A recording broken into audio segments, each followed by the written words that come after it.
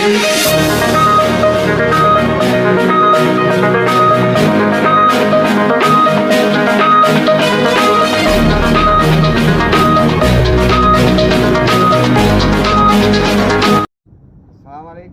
ওয়া রাহমাতুল্লাহি ওয়া বারাকাতুহু।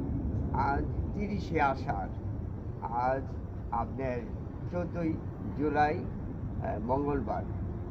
বাংলাদেশে এই যে ভয়াবহ বৃষ্টি, ঝড় ঝঞ্ঝা হয়ে গেল, অনেক জায়গায় আপনার বন্যা হয়েছে। বন্যায় অনেক মানুষের ক্ষতি হয়েছে, অনেক পশু পাখি প্রাণীর ক্ষতি হয়েছে, অনেক মাছের খামারের ক্ষতি হয়েছে।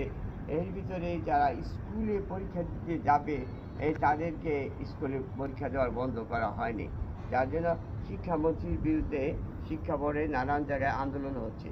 এটা যথার্থভাবে, কারণ এইটা আবহাওয়াবিদরা আগে থেকে এটা জানিয়ে দিয়েছিল এই দেশে এই সময়ে এইভাবে ভয়াবহ ঝড় ঝঞ্ঝা বৃষ্টি বাদল হবে।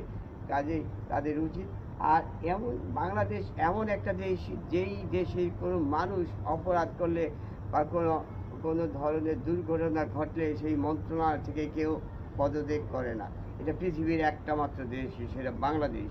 এই ব্যাপারে আপনার আগামী প্রজন্ম, দেশবাসী, মেধাবী সমাজ, সুশীল সমাজ এগিয়ে আসা দরকার। অন্যায়কারীকে তার শাস্তি পেতেই হবে। থ্যাংক ইউ, ধন্যবাদ।